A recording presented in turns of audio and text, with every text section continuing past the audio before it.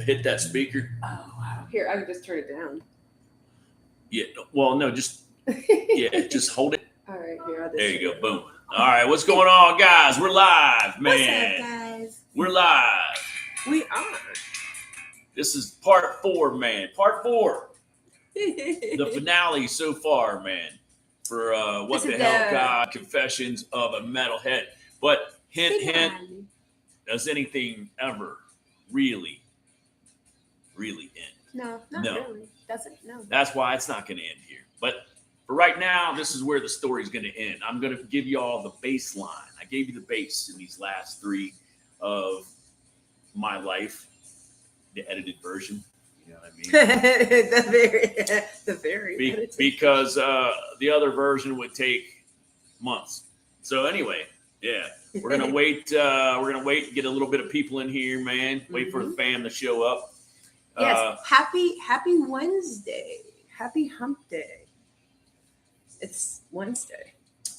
It is Wednesday. It's our Saturday part 2. Saturday part 2, and tomorrow is Brown Sugar's birthday. Hell freaking yeah. Hell yeah. Brown Sugar's birthday tomorrow. Yeah, dude. The big one. The big one. Yes, we're coming to you from Bigfoot, Colorado, and it's about, 70-something degrees here today? 88. Oh, wow, it's way off, but it doesn't feel like 88. It was 88. It's 88 degrees right now. Wow. Yeah, it's toasty, dude, but it looks hazy. We've been getting a lot of rain at night. Pretty much every night. Yeah, lots of rain. Yeah. At night, which is good.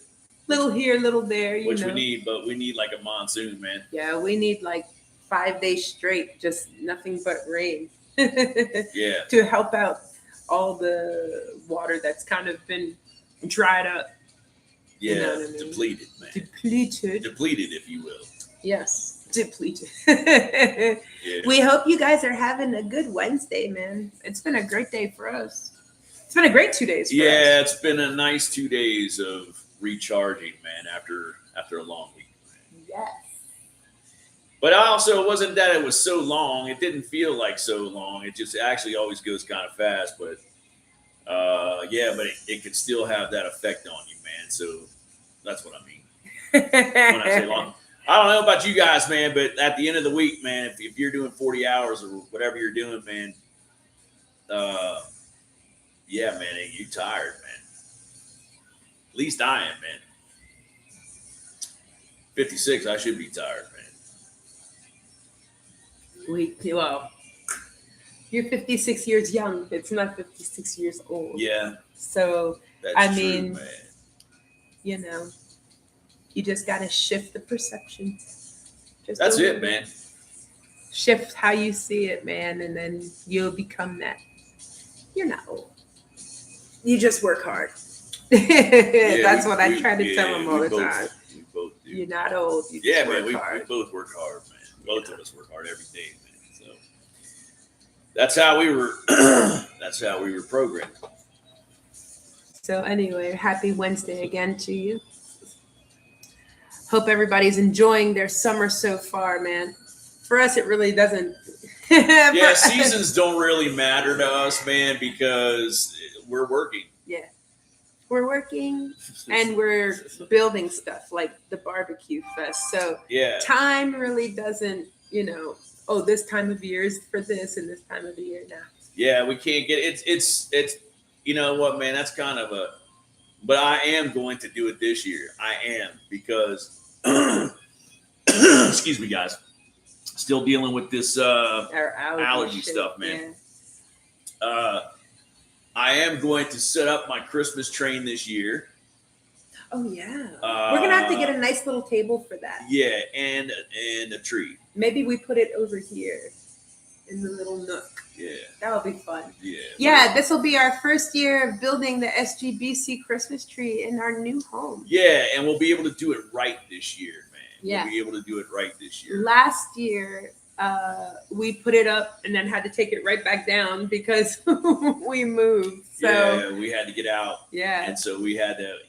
The tree stayed up for what, one night? Like I think a little under a week, maybe about a week, almost. And then we had to take it down. Yeah. Because we found this place and we had to because we moved here on New Year's Day, so yeah, we figured it doesn't make sense to put the tree back up. So yeah, this year it'll be able to stay up and have a nice little time. Yeah, and we'll be able to and put your train. We'll do a nice little thing for your train. And we'll be able to decorate as well, man. Which is what I'm looking forward to. Everything is so whatever in the world, man. I just want to have fun, man, and just do some fun stuff this week or this year. I mean, and this week too. But yeah, this week. But I want to decorate this year, man. If it, it'd be cool, man, and for Halloween as well, man. Oh, dude, it's gonna be so fun. That's our time. I know. Man. It's gonna be fun. Yeah, this year it's gonna be a lot more fun than it has been. So yeah, we'll decorate. We'll do her up, right? Who's here in the house? What is up, fam? I see 2 people are here. Maybe there's more. I don't know. Yeah, man. What's going on? What's up to you? Who's in the house, man? Yeah. Can't wait to hear the rest of this story, Dad. Yeah, like I said, the story, this will be to end it where we're at so far. Mm-hmm. And we'll see what happens after that. There's a lot of other stuff to do down the road, man. Oh, yeah. One day at a time, sweet Jesus. Oh, yeah. One day at a time, man. What's up, Carlos? What's going on with you, man? Carlos. Hope you're doing good, man. What's up, fam? Hope you're safe out there. Hope you're doing good, man. Did you make it to your destination all right, Bubba? And can you hear us? Can you hear us okay, Carlos? Yes, can you hear us okay?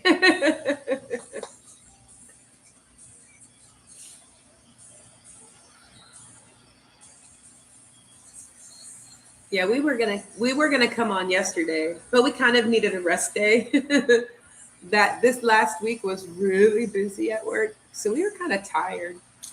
So, yeah, we were actually really drained yesterday, man. There had been no way I could have done this yesterday, man. No. I slept most of the, on and off most of the day, man. I was so tired from the week. But yeah, man. So we're happy to see you guys today. Hope you're doing good, Carlos, man. And like I said, I hope you're having fun out there. I think I left off. 2 more hours to go. Yeah, right on, man. Right on. Man. I left off where Brown Sugar and I had just moved to North Carolina. Oh, hell yeah. And so we got transferred from the company that I was in and to North Carolina. They had an opening for me. She wasn't working with me yet. No. And so it was a great time for us because we were getting out on our own, which we needed to do anyway. Yeah. And we were in a situation where you're living with blood, you're living with blood relatives. And that's not always the ideal situation, It means that you have a place to stay, but it's also not always the best environment to be in. But somehow we got through it. We made it through it. And when we packed our stuff to move to North Carolina, because this would be the first time for me that I had lived out of state. Other than going to Tennessee in the summer times, I never lived anywhere else. It was always in Virginia. So it was exciting for us because we were getting away, and we were still 4 hours away from where we came from. And so it was rough because the rough part about it wasn't us; it was transporting Willie, because Willie was getting older, and he didn't know what was going on, man. And And that's one of the things I felt bad about for him. I felt bad for him because we had to leave a house that had a big backyard for him to run around with. He had dog friends up the street that he would always mess around with. And so I was feeling bad for him. And then so we got to North Carolina. And before we left, we had already planned on doing a documentary. We'd already planned on once we got settled in, and we were gonna do this documentary, Monthly Metal Balls Bluff. And so we got to North Carolina, and I got into my job. She still hadn't had a job yet, because she was a hairstylist in Virginia, and you had to go back to school, which was over 10 grand in North Carolina to get your license or whatever. Yeah, most licenses don't transfer state to state, so yeah, we were like, no. I mean, I had been in the industry for like almost 30 years, man. Yeah. So I was like, fuck it. Yeah, she was getting tired of it. So, got into the job, started meeting people there. And 3 weeks into it is when the whole 2020 thing happened, man. And you know what I'm talking about. The whole big things happened and shut everything down. With the exception, thankfully, I didn't have to go through lockdown because I was working. I had to work, thankfully. Brown Sugar still didn't have a job yet. And it was that was a weird time, man. That was a weird time because everybody got freaked out over everything, man. And her and I that wasn't us, man. We had a little bit of concern in the beginning, but we pretty much knew, no, we're not getting into all this crap, man. We're gonna live our lives. We're gonna do what we're supposed to do. We're gonna go to work, and we're gonna build our own life. And so that crap happened, and so okay, we were like, well, I had started the Brutality channel. But I don't think I really did anything on it, man, unless I put a couple things on it that I can't remember early. But we decided, okay, at that time, I was like, all right, well, I want to do like independent documentaries. And I still had in my mind the idea of doing the whole history of Christian heavy metal thing that I was a part of. All these different things were just hitting me in my head, man, of things to do. And thankfully, we had transferred the footage before we left for North Carolina, man, thankfully. Yeah. So I had everything that I had recorded for 3 years of this place called Balls Bluff that I used to go to every month, and it was called Monthly Metal.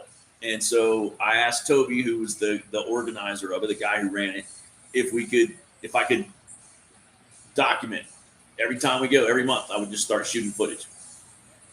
So he said, yeah, man. And so we took, for 3 years, man, Josh and I, my buddy Josh and I, were there every last Saturday of the month. And we just filmed. We didn't know any of these bands, man, most of them. And we just filmed and interviewed people that went there, interviewed the bands. And so when that whole 2020 thing happened, we were like, okay, well, we have all this footage. Let's start putting it together, man. Let's just make a documentary. Let's make this documentary, man. We don't have anything else to do. Can't go anywhere, man. Everything's closed and shut down and all kinds of stuff. So let's make this documentary. So I asked her, I had a MacBook Pro, but I never, before we even got started on anything, our MacBook, was destroyed. And so we had to wait a little bit to get another computer. And I had the only type of editing that I did was a little bit of stuff, man, on the Mac. On what's the basic thing that MacBook has? Oh, iMovie. Yeah, iMovie. That's the only thing that I was familiar with. So I asked her if she would want to try to do the editing, and she said, "Yeah, I'll try this, man." And so it was in June of 2020. We premiered it on the 4th of July. Right, but but 2020. Right. We started it in May. Yeah. We began it in May, and we finished it like maybe the end of June. And the end of June. And then we went and decided to premiere on the 4th of July. Yeah. So we started it in May. She had never done editing. And did we use Filmora in the beginning?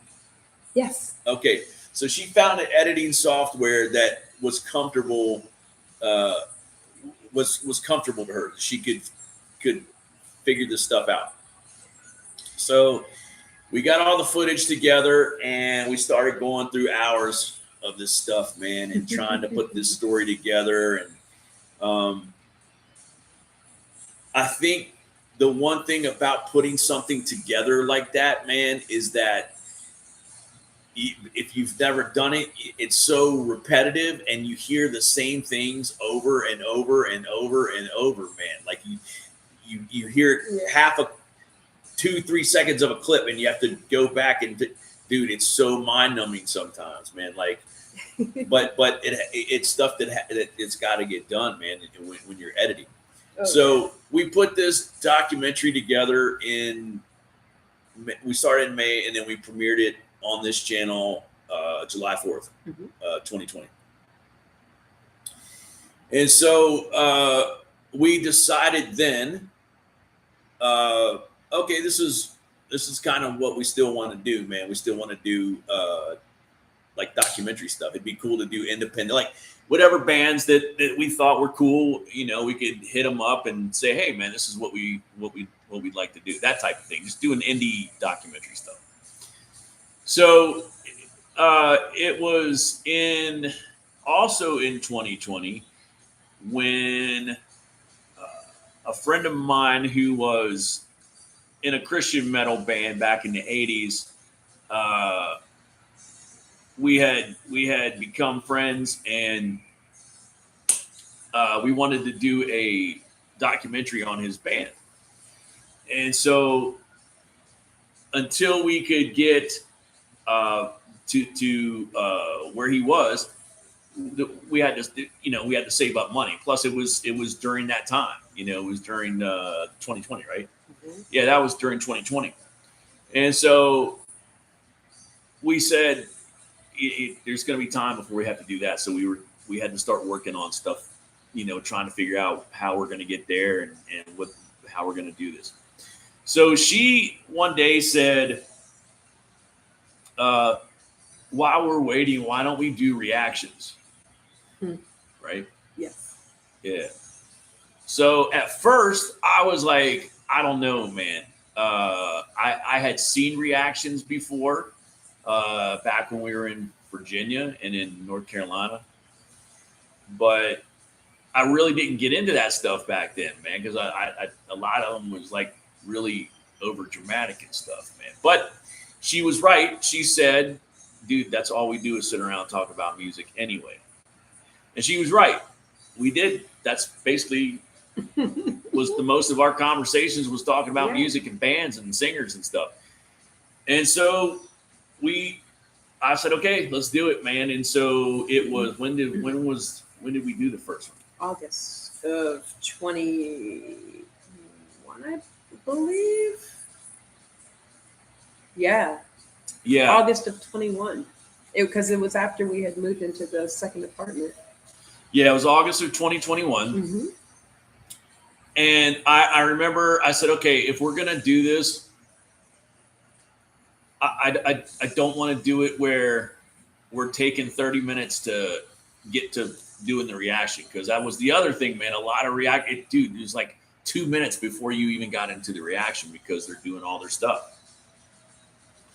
So I was like, okay, well, let's do. We always wanted to do the independent stuff, man. We always wanted to do like the underground bands because.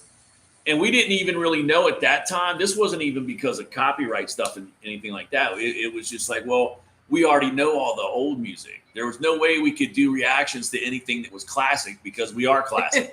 You know what I mean?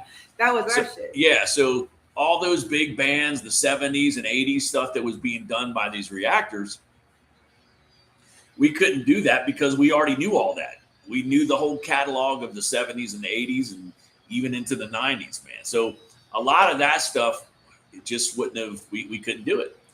So we started doing, I think the first one was Ginger, correct? Yeah. Yeah, because they were still, I think, was that before Napalm? Or were they just always Napalm? I think they're always Napalm. Yeah. But Napalm, excuse me, Napalm Records, for us, was always the best ones to do bands because they never messed with you, man. Napalm Records was always the coolest one because they never blocked your stuff or anything like that, man. And they were always cool to do videos to because it seemed like they didn't mind reactors because it's given publicity to these bands, man. What up, Mickey? So we said, hey, this can be a way where we can build an audience, and while we're waiting to do this documentary on my friend's band. So Ginger was our first one, and I remember the other thing was I said, what up, Brian? I said, hey, let's not talk. Let's just go right into it, man. Which seems stupid now, but I mean, it was. Oh, no, dude, I loved it so much. If you guys remember, right? If you guys remember, she had it was our clear skull logo. Yeah. With the weed behind it, right? It might not have even had the weed logo in it yet. Maybe it was just a skull. Yeah. Maybe that's what it was. But yeah, we just. As soon as it clicked on us, we didn't even talk. We just went straight into the thing, man. And then we talked as soon as we paused it, man. But of course, that didn't last. That lasted like two videos, I think, man. So we did that, and we didn't really get much reaction. So then the second one was, what else did we do? Oh, dude, I can't even remember. I think we did a couple Gingers at first. We did do a couple of Gingers, but we didn't do the big one. We didn't do Pisces because we'd already seen that. We'd already seen Pisces, yeah. And we had stepped away from Ginger anyway for a little while, so all of that stuff was actually new to us. You know? Yeah, it was a thing of, again, man, we just wanted to do bands that were kind of underground bands and not real popular, man. Not mainstream. No mainstream. We definitely didn't want to do mainstream bands, man. That was just, we just didn't want to do it, man. Everybody does that stuff, man. So, so it was. I knew who this was, but now I can't remember because it's been a while. But someone suggested that we do Love Bites. Oh yeah. And we didn't know who Love Bites were. But they said if you do Love Bites, the Wolfpack will show up or something like that. And we were intrigued. We were like, wait, the Wolfpack? So we're like, what's the Wolfpack, man? I don't know anything about what are you talking about, Wolfpack? I was like, I love wolves, so let's go. Yeah. So we did the first Love Bites video. And I can't remember what that is. What was the first Love Bites, man? Oh man, maybe Holy War. Holy War. I think maybe. Brian will know. Brian, was Holy War our first Love Bites. And if you guys could please hit that big thumbs up, Brown Sugar would greatly appreciate it, man. She gets really sad when the thumbs up. I do. I shed a little tear every once in a while when I think. Yeah, okay, it was Holy War. All right, so we What's did that, Jen? our first reaction, or our first reaction to Love Bites was Holy War. Yeah, that was so fun. That was fun because it was something that we both truly weren't expecting, because we didn't know anything. The only Japanese metal I know, like everyone in my generation, was Loudness. That was the only Japanese band I really knew. And so not only was this a Japanese band, but it was all females, and they were shredding, and they were playing like Maiden type stuff. And yeah, man, that's what started it. That's what started it was the thing that started the beginnings of the SGBC, because everybody started coming around when we did our Love Bites reactions, and then into all the other Japanese metal that everybody started introducing us to. And so at that time, man, for us, dude, what a lot of people don't know about that time, once her and I, and if you guys remember, man, we were just doing shit every day, man. Every day. And when we weren't doing reactions, dude, we were doing all kinds of all kinds of skits, all kinds of stuff that has never even been shown, man, right? And so we started doing all these different things, man, and we were not, dude, we just weren't resting, man. We weren't resting at all. And people that remember,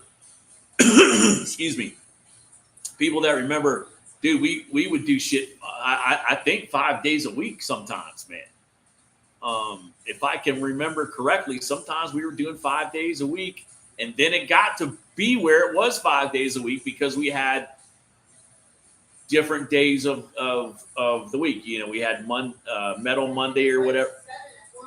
Huh? It went to 7 at 1. Yeah, I know it did go to 7, but we had Monday was Metal Day, right? Yeah. Was Monday? It originally was Tuesdays, was J Metal Tuesdays. Wednesdays was what the fuck Wednesdays. J Metal Tuesday. Thursday What was the fuck World Wednesday. Thursday World Metal Day. Thursday was World Metal. Freeform Friday. Freeform Friday. We had the Saturday Super Split. Which then we added Sunday service. then we added the Super Spliff, which was actually one of my favorites. Oh, that was mine actually too. The Super Spliff for me was more fun doing than the reactions, man. Because we got to sit there and get relaxed and just chill out to this music and really take it in and listen to, which is what we like to do anyway. Oh yeah, dude. But dude, a lot of people don't know, man, like we were just constantly filming, man. Constantly filming, and then she was just constantly sitting like this and doing this in front of the freaking screen, man, all day long, man. So somewhere, I don't know when it was, everything was going good, man.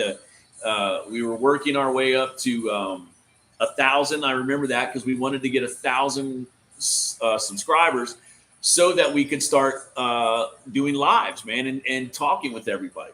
Oh yeah, that's right. We would. Jen said you did live streams every Sunday, and Brown Sugar would pop in on lunch. Yeah. That's it. Yes, that's correct. Yeah. Who said that? Jan Ash? Jen, yeah. Good job, man. Yeah. Because her job was like literally a 30-second drive. Well, no. That's when you were in. No, that was when we started the reactions when I was working with you. Yeah, but we were doing the lives before then because you came home from work that night when we said the SGBC Barbecue Fest. Yeah, but I wasn't up the street anymore. I was working with you. No, but I'm talking about. But I worked nights. Yeah, but I'm talking about before that when you worked at Food Line, man. You were there when we started doing reactions. We were. Oh yeah, I was there. For like a month, maybe. See, I know. Yeah, for like a month. So, but I don't really count. Yeah, man. So it got to the point where Oh, it was, dude. It was a lot of fun. it was fun, but then it got to the point, man, where we were like, look, we were working 40 hours a week, a physical job for us, and we would just come home and start filming. Yeah, And come home, change, do a little smoking. Dude, we would come home, take Willie out, coffee, get our coffee made, smoke a joint, and then we'd start filming. Oh yeah, you know, mm-hmm. And it was fun for a while. It was man. wonderful For a while. It was great. It was fun because it was brand new. The fun part was finding all these bands, man, all these different cool and bands, talking with all of and you getting guys. to talk to them when we did Fresh Roasted Metal. Yeah. Right. So, that part was cool, man. Talking with the bands and meeting Whiskey Dust and all these great things, man, where it came out of the reactions. Oh, yeah. And so it was fun, but then it got to the point where, like I said, we were 40 hours a week job, and then we would come home, like she said, we get everything, and then we start filming. And then on our days off, it was just all reactions. Now, what people don't realize is that for whatever reason, because I've talked to people, they think that reactors, and I think most people know it now, but they think reactors make money at doing this stuff. And you can't make money doing the videos because that's what the copyright thing is for. Yeah. That's what people don't understand. You don't make money off of a person's song. What people make money off of is the ads that Google puts in for the commercials and stuff. When that's you don't have a subscription or something. When you're not paying for it, they stick those ads in there. Correct. When it's like the free YouTube, mm-hmm. Right? So they put ads up, and that's how people get. That's how the reactors get paid, or unless you have a special endorsement or from a company or something like that. But so we weren't making money at this at all, dude. We weren't doing this because we knew we weren't going to make money at it because we were doing people's copyrighted stuff. Now, where we did stay different, and which I'm proud of to this day, is that we didn't do what was popular. We didn't do controversial people who we knew that would get us thousands, if not hundreds of thousands of views, and probably shoot our subscriber rate through the roof, man. We knew that we could do that. All we'd have to do is a few people's videos here and there, and it would shoot us straight up. But that's not what we wanted to do, man. We didn't want to do that. We didn't want to be a part of that crap. What we wanted to do was build a community. Yeah. And that was one of the things in Monthly Metal at Balls Bluff. My friend Toby, one of the things that he says in that is, he's telling these bands and fans that come there every month to go visit, and go out and see bands and support bands and go out and make a fucking scene. So our whole thing was, that's what we want to do, man. We wanted to build a scene of people, but independent bands, mainly underground bands that weren't mainstream, like she said. We didn't want to get into that thing. So it became a job. And being in the job that we're in and getting back to what this whole thing is about, being my spiritual journey as well. At that point, like I'd said last time, her and I both were reading books by Neville Goddard and Joseph Murphy and all these new thought authors who were from the 30s and 40s. And later, some of it as well. And so you're trying, you're going through and seeking and looking for, I'm always curious, man. From the day I was a kid, man, I always wanted to know what the hell was going on with this place, man. Who was running this show, right? Who's doing this, right? And so I was always just seeking and seeking and seeking, and it got to the point, man, like it became a job, like I said, and then you're reading these things and trying to keep your balance between being positive and not being negative. And for me, it's that type of thing was a struggle for a long, long time, because I was still, in parts of my mind, I was still dealing with the effects of Christianity that it had on me, right? That it had on my life. And so during those times, I'm trying to look at life different and take these things in. And I'm getting angry when I go to work because it's work. You know what I mean? Like when you work, if you know, when you work with the public, it's not fun, right? It's not a fun thing. It can be, but a lot of times it's not. So I'm still there, trying to put that balance of trying to stay positive on everything and not lose my cool and get back into being angry all the time, man. Whether it's at work or whatever, because this thing from since I was a kid, like I told you guys, it's always been a thing, man, of trying to figure stuff out, figure why people are going through what they're going through, and the effects that all these things had on people's psyches, man. So her and I went through a time where we were just worn out, right? Right, babe? Oh, God. Yeah. We were just worn out. She was she was constantly thinking about editing in her sleep. That's how bad it got, man. And again, we the only money that her and I ever have made off of YouTube, man, was like pennies from ads. That's about it. Where we've gotten our true money from is you guys. The people who do the memberships and the super chats and stuff. Yeah. That's where we made. That's where when we did make money, it was always from you guys. The Google stuff, because we didn't have enough subscribers to really make any kind of money from that. You can, and if you know how to do it, and you're a big channel. Yeah, man, you can make a pretty decent living with the subscription thing and all that. But that was never like I said, it was never our point. The point was to build this community. And that night, to rewind, that night that we had the now famous live where we were talking about starting the SGBC barbecue fest. That's when that happened.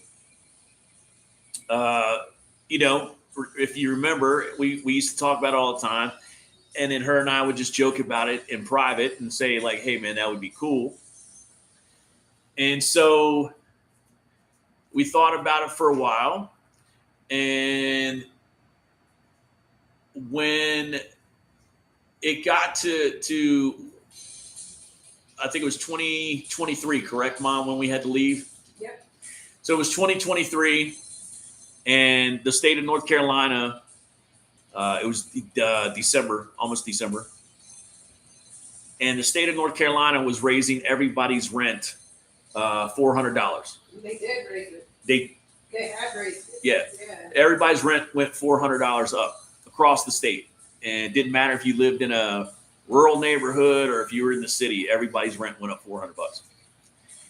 And so we were like, dude, this is getting dumb, man. Like we didn't want to go back into a 1-bedroom apartment. And, we had lost Willie. If you guys remember, we had lost Willie. And so we were still bummed about that. And it got to the point where like it's like, man, I don't want to rent a 2-bedroom apartment for almost $3,000, dude. That's ludicrous to me, man. Like, why would I pay $3,000 for a 2-bedroom apartment, man? That's not happening. So we had to figure some stuff out, man. And if I can remember correctly, you were at the computer, right?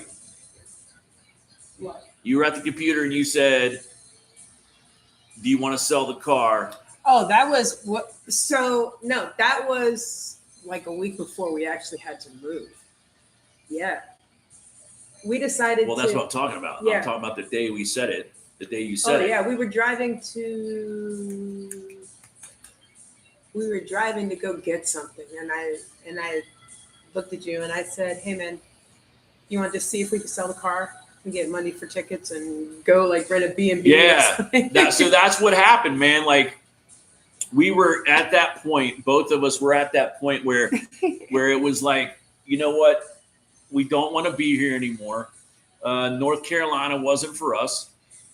We met some really cool people there, but it was time to go. You just know when it's time to go. The universe was just telling you, get out of here, right? Yeah. And so she said, do you want to sell the car and get tickets to go to Colorado?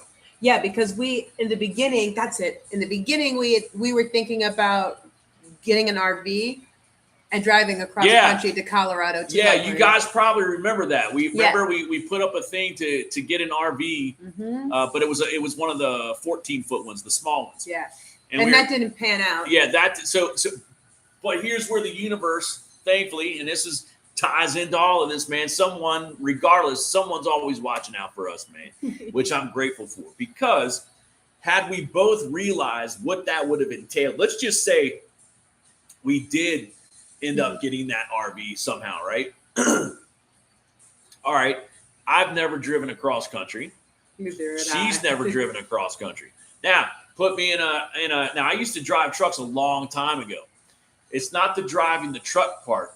What it was for me was being on roads that I've never been on, dealing with weather that I've never dealt with, going around roads that I've never been on, right? In an RV. Yeah. So when we got here and saw how some of these roads were, and from videos and everything like, I was like, wow, man. Yeah. That would have sucked. That would have totally sucked. So we, in the span of a week, we sold the car. Sent our stuff to your sister's for storage. We sent the rest of our stuff that had to go to storage. We sent that to my sister's house. Thankfully, she said, yeah, we can hold it here.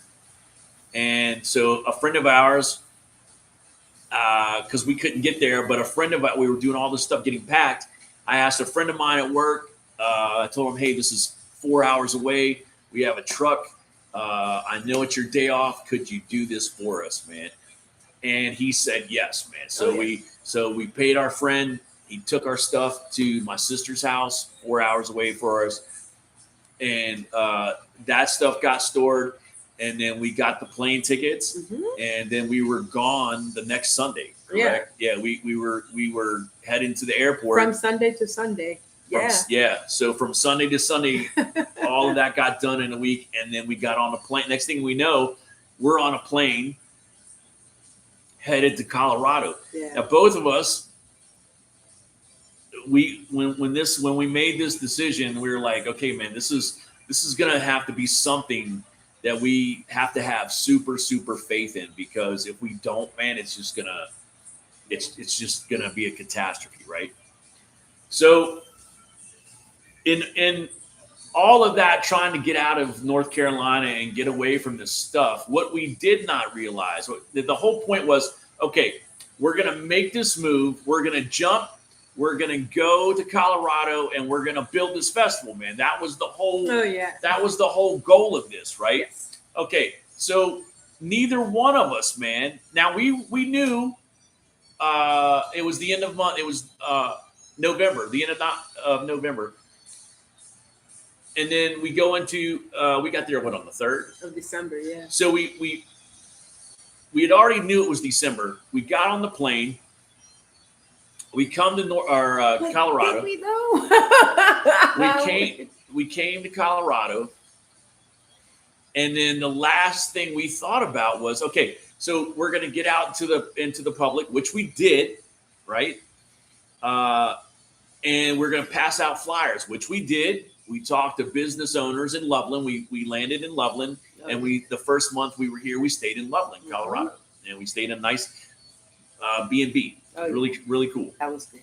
And so we didn't have enough. We didn't have enough money to blow on Ubers and shit all the time, man. So we figured out that the weather was good.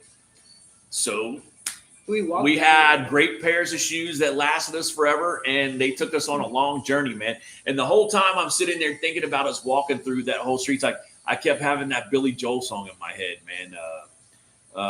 Still rock and roll to me, where he's talking about his cheap pair of sneakers. Oh, whatever, yeah, man, right? So we walked. I mean, we walked and walked and walked everywhere. Yeah. And we put with up groceries, without groceries, with shit. Yeah, it was crazy. We put up flyers. We talked to people, and then somewhere, I don't know which day it was, we just looked at each other and go, "Hey, man, this is Christmas, man." Yeah. Oh, because we were trying to set up meetings. That's what it was. That's when the reality hit us, and we were like, "Oh, this is Christmas time, man. What are we doing, man? Yeah. Right? What are we doing? It's Christmas time." Nobody wants to donate during Christmas time, man. What's wrong with you, man? Or sit and talk about a possible festival that isn't even completely 100% booked yet. Like, yeah, man. So we were learning really fast, man. Hey, man, this is serious, man. Now we've got to figure out what we're going to do, because the days were running out. And we were going to have to be out of the B&B. So in all of that, we had decided to leave where we were working at. We decided to leave the company, and we said, "Okay, let's do this. Let's jump. Let's do this." We left our company in great terms. We had perfect records, both of us. And so we said, okay, we gave our proper 2 weeks notice, and we said, okay, thank you for helping us out. We're done. Right. So, you only have enough money for a while if you're not working. That's just the reality of things, how it goes. And it was December. And since people weren't talking to us, people weren't talking to us. Nobody wanted again, it was Christmas time, man. And we just didn't, that's the part that we didn't think about. But the thing of it is that that's the way that it was supposed to happen. It was supposed to happen that way. We were supposed to get here. Yeah, of course. This is what we were supposed to do, was to get here. Yes, we started to promote. We started to talk to people. We handed out flyers, but it wasn't the right time. And it wasn't emails. Yeah, and it wasn't the right time or the right place. So we had to leave Loveland. Things were getting, like I said, more real as our money was running out. And so,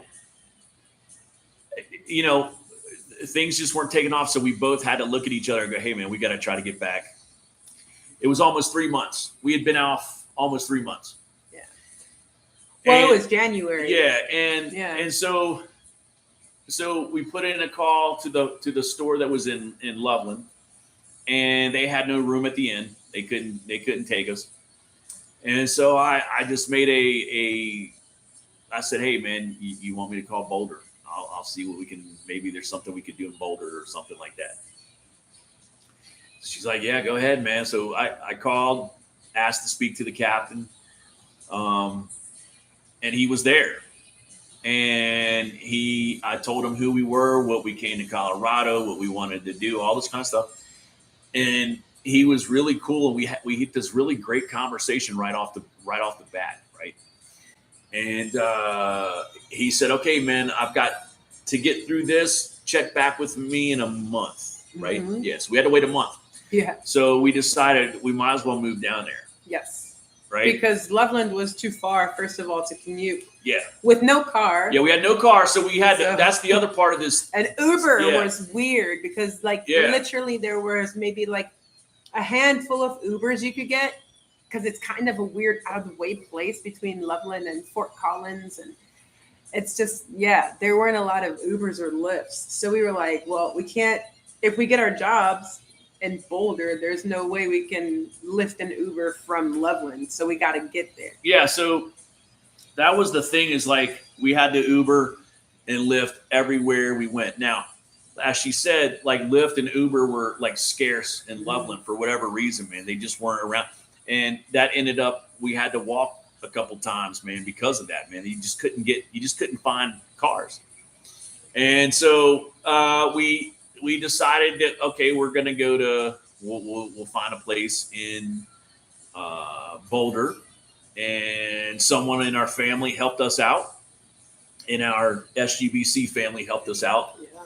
And we got to stay in a place in Boulder for 30 days. Mm-hmm. And while we were waiting on to find out if we were going to get our jobs back. Yeah, because it was not guaranteed. Yeah. And the crappy part of that is, while we were there in Loveland, I had an episode where I had to go to the hospital where apparently everybody thought I was going to die, which turned out to do we still know the official thing of what the fuck happened to me that night, man? It was your injury, and I guess it just shot your blood pressure up. Dude, so high. I think that was a rough night, man. that was a horrible night. And dude, this was like, I had pulled my groin. So the place where we were staying had metal stairs, and there was snow and ice on a little bit of them. And so I had bags in my hand, and I was trying to step over the ice so I wouldn't fall. Well, unbeknownst to me, until I got upstairs, I had pulled my groin, man. And that's, dude, at my age, man, that's just not cool at all, man. That is not cool, right? And so I was in this unbearable freaking pain, man, right? To the point where I told her, you got to call the hospital, the ambulance. So I guess my blood pressure had shot up so freaking high, man. They thought I was going to have a heart attack or whatever. Yeah. And so we're at the top of this B&B, man. It's winter. We had a lot of snow everywhere, ice everywhere. And it's like minus something stupid that night. Like I remember minus 12 or 10 or something. Minus 12 degrees or something stupid. And so I'm thinking, I'm old school. So I'm thinking, how are they going to get me out of here, man? These are literally metal steps, 2 flights of them. How are they going to get me down on a gurney, man, on these steps, right? So they come up and they get me out onto the bed or the gurney or whatever. But this thing is like a mechanical fucking robot thing, man. And so I'm in on the thing, but it's a robot stair climber thing, man. And so there's one paramedic in front of me and one paramedic behind me. And we're going, this thing is like claws. It's gripping each step. And I'm like, Jesus Christ, man, this is weird, man, right? But when I got out, when they got me out and I figured out what was going on as I was going down the stairs. Now, her and I, if you don't know us, we're really into UAP stuff, UFO stuff, and sky watching and stargazing and things like that. And we had seen some things when we had gotten there to Loveland. And so I know it was a scary night for her because she saw the look on the paramedic's face. They thought I was having a heart attack. I knew, dude, for whatever reason, I knew I was fucked up, but I knew that I was okay. I also knew that. When I got outside, even though I was in pain, couldn't talk that much because I also had dry mouth for whatever reason, and it wasn't for weed. I just had dry mouth. It was so bad. Oh, it was horrible. So as I get out, I see it's either a planet, because I think it was a planet. Maybe it was Venus or one of those things. And it's like staring right at me. And it's just, it's like right there. It's because, Loveland's up there anyway. We're elevated. And it's like right in front of my face. And I just had this peace. I had a peace come over me. And I'm like, okay, this is going to be cool. I just need to get down these steps. Right. And this mechanical thing is it's crazy, dude, how this thing works, man. But the mechanical thing got me all the way down. Then they put me in the ambulance. And we go to the hospital, man. And thankfully, I don't know what happened, but thankfully I don't really. They took all these tests. They pumped me full of all kinds of I had so much meds in me, man. Dude, it was crazy. But anyway, thankfully, they let me go home, man. They're like, hey, man, I don't know what the hell happened, but you got to leave, man. So the next morning. They had already spent enough shit on me and spent all this time, and they're like, dude, you just go, right? So we leave, and it's snowing, dude. It is pouring snow. Thankfully, we got a Uber somehow. Mm-hmm. Somehow, thankfully, it's like I said, someone's always watching. Oh, thank you, brother. What's up, Rebel? What's going on, man? Thank you, Bubba. Loving the confessions. They are so similar to mine, except I'm still a worry. Yeah, I hear you, man. I hear you, dude. And during this time, that's a good point, dude, because during this time, my old programming never came up, never kicked in like, oh my God, I hope I'm okay with Jesus and all that. None of that happened. Right?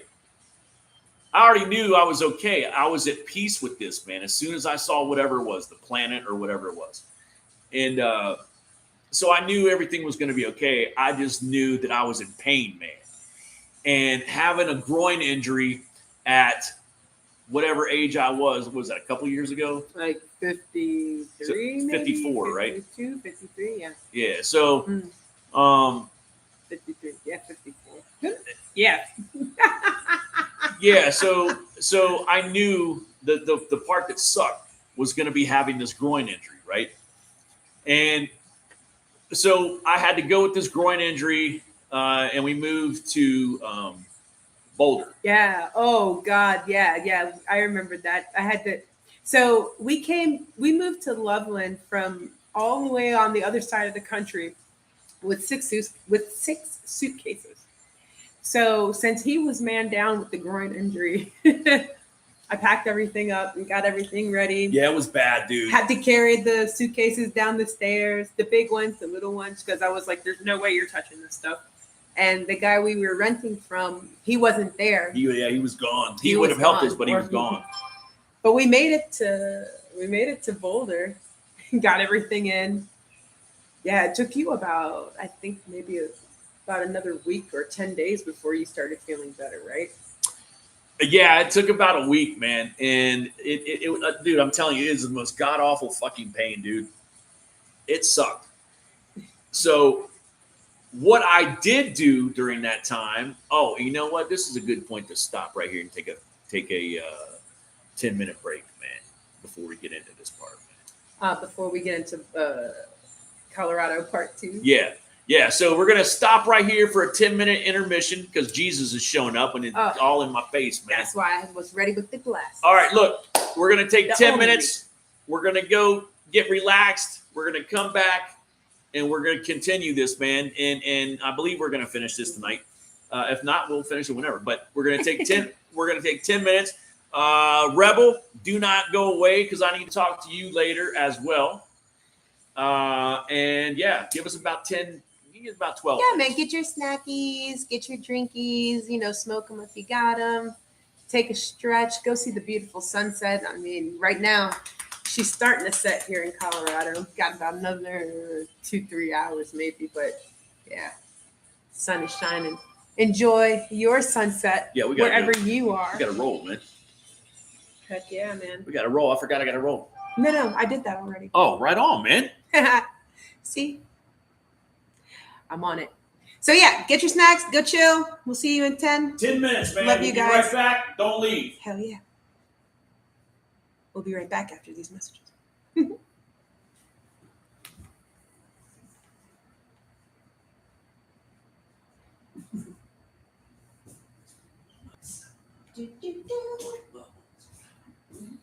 Introverted, extrovert. I'm gonna be. Nope. BTB.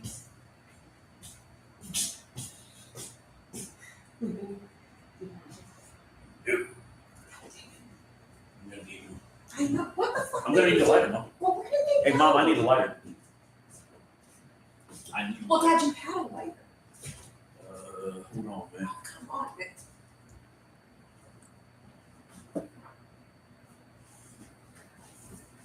That's okay. You just Okay. just rock it. All right,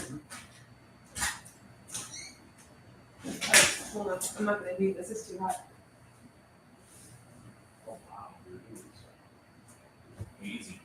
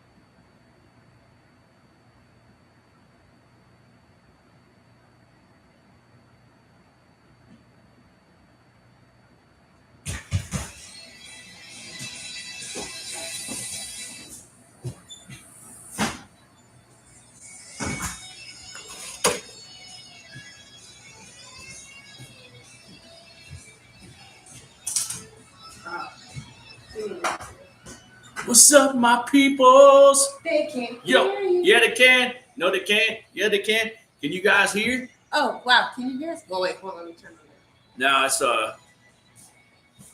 it's on the yellow. I know, but that might not matter. That's what I was saying. Can you hear us? Can you hear, man?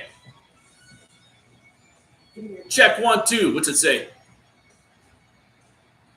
Yep. Thank you, Greg. All right. Thank you, brother. Who? Can you hear us? Brother Brian. Thank you, Brian. brother. Thank you, brother Brian. All right, look, guys, I'm gonna get a little bit more coffee, heat this thing up, man, and we're gonna talk, man. Let's keep going. You know what I'm saying, man? What? Why have I got my glasses on while I'm trying to pour I coffee, have man? no idea. That ain't cool, man. I couldn't see, man. All right, so let's do.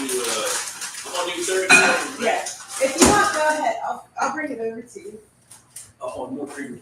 Yeah, Thank of course. Of course. Okay, so coffee's getting warmed up. Turn your music down. Coffee's getting warmed up. Put this back on. This is cool. Well, apparently Jesus is still hanging around here, man. Right in my face, man. Yeah, Jesus wants to hear the rest of your story. Well, Jesus already knows my story. Jesus man. is like, huh? What else are you gonna say? Yeah, Jesus is trying to make an appearance, man. You know, I may have to turn this whole thing around, Brown Sugar, and point it towards the other way, man. Wow, that's gonna be a lot. It would be a lot, but I'm being blared out by the sun, man. I guess Jesus don't like how he's being portrayed in this here film, man. Oh, let me read some comments. Check 1, 2. Can you guys hear me? Can you guys hear me okay?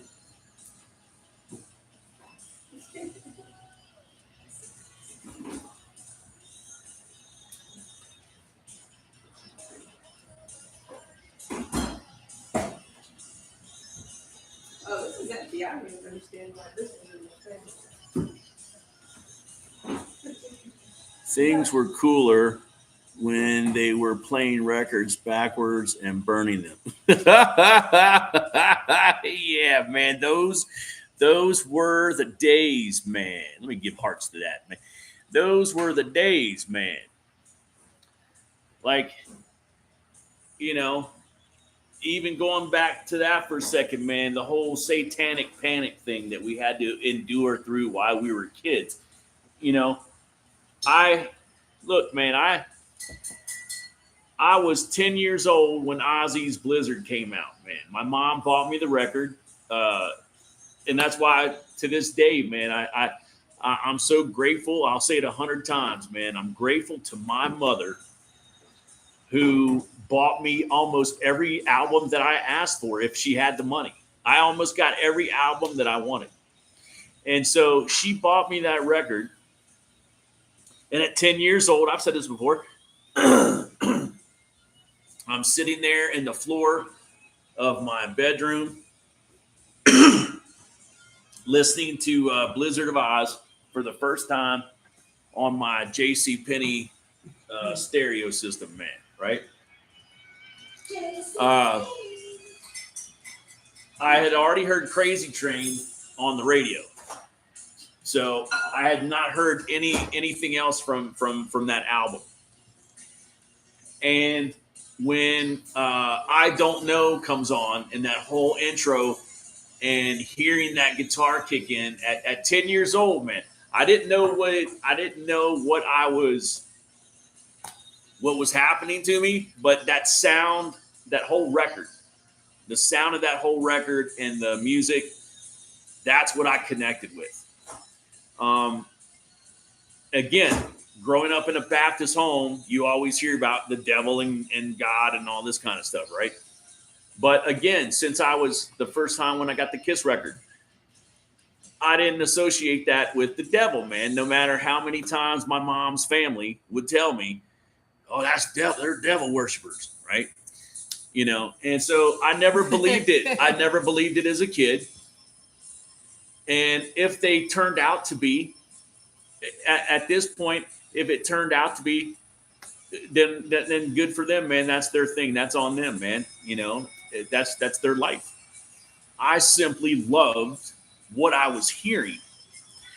And so music, even though I knew I had been taught that the devil is the bad guy and all of this kind of thing, the music, man, always, when I was growing up, that's what would always do. Listening to Hell's Bells by myself as a 10-year-old kid, man, and then big speakers, man, that bell going off, man.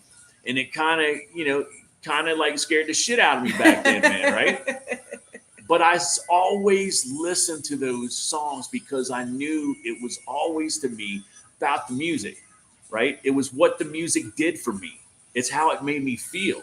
So when I would listen to Mr. Crowley as a 10-year-old kid, I didn't know who Aleister Crowley was, man. It was a song title to me. There's no internet, and I sure as hell wasn't. We didn't own a encyclopedia, so I didn't know who this guy was. I thought it was just a song, right? And I remember seeing the word Satan in the lyrics and all this kind of, and it just didn't bother me, man. It just didn't bother me, right? I didn't sit there and go, woo, woo, woo. It just didn't really affect me like it affected a lot of people, and I could never understand that.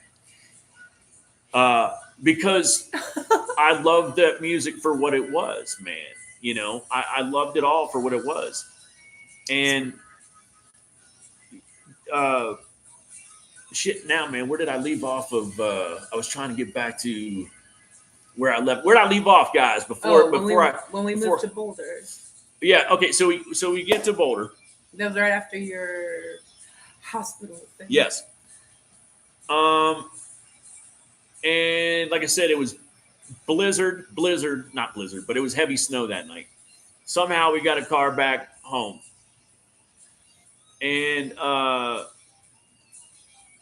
we got to Boulder, and I'm in all this pain. And what's happened to me since 2009 with me was from a spiritual thing has always been. It's not really what I would call paranormal because there's no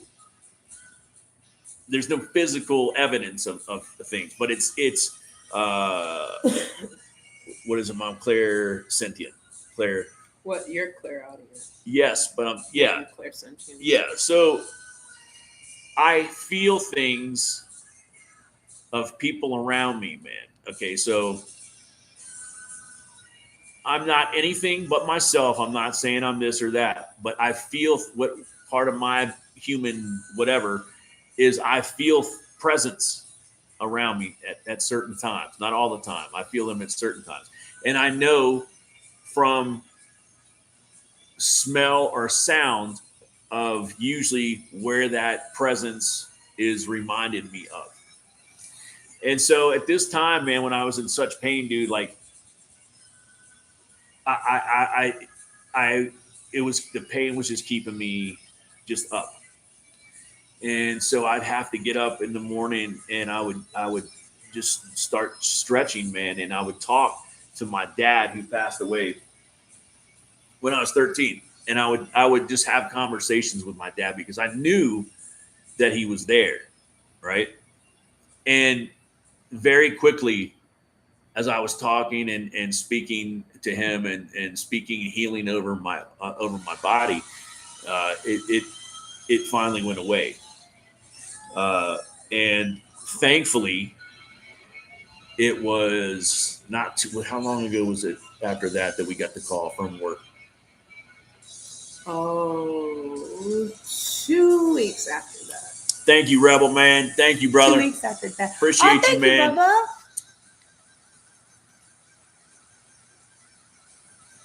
America needs another satanic panic playing. Yeah, America needs. Olivia That's true, bro. America needs some good music. Backwards and burning K-pop records. Giving fun Satanism everywhere. Yeah. Thank you. Thank you, Rebel. You, Rebel. Yeah. So, where did I leave off there? You were talking about how you were healing yourself. Oh yeah. By talking with your dad. Yeah, and I felt like my dad was with me the whole time that I was going through this ordeal. Yeah, I remember this. And it was shortly after that we got our call Mm-hmm. to get our job back, and our boss called and said, "Hey, man, yeah, we got the green light. You guys are ready to go. When can you show up?" And we said, "Yeah, dude, we'll be there tomorrow." But he got us in that Tuesday. Yeah. And it was we were on what, Saturday? That was Friday. That was Friday. That was Friday. Friday night. And then we had to wait until I think Tuesday or Wednesday, I think we started. And we also at the same time had to leave the Airbnb. So that's what I was getting to. We had we were running out of our Airbnb time. And money. Again. And we got the call on Saturday, right? Friday. We got the call on Friday from him that we got our jobs back, which was wonderful. We were like, okay, this is awesome. But we also had to be out of our place on Wednesday. Right? Yeah. So we're like, okay, yeah, we're going to have to figure something out. So she started looking all over, man. She started looking all over the web, and I think it was Facebook. We found, because it's 50-50, man. So she found this person, and it was a beautiful place, dude. That would have been a beautiful place, man. Remember? Yeah. That would have been a beautiful place to stay. However, after talking, someone had already filled the vacancy, but after talking to them, we're like, it probably wouldn't be a great fit for us, man. So, but it was a beautiful place. It had a pond on it and everything. Really beautiful. And he referred us to his friend. So we contacted his friend, and dude said, come on over when you can. So we went that same day. We got a Uber, running out of money, man, but we still had to do it. That's the only way we could get there, man. So we had to Uber. Yeah, our fam helped us out with that. Yes, that was again from our family. So we get there. It's out in the country. It's quiet, it seems like. Beautiful. Beautiful scenery. There's a dog there that we love, man, that we'd met once before named Max that's going to be in our story, man.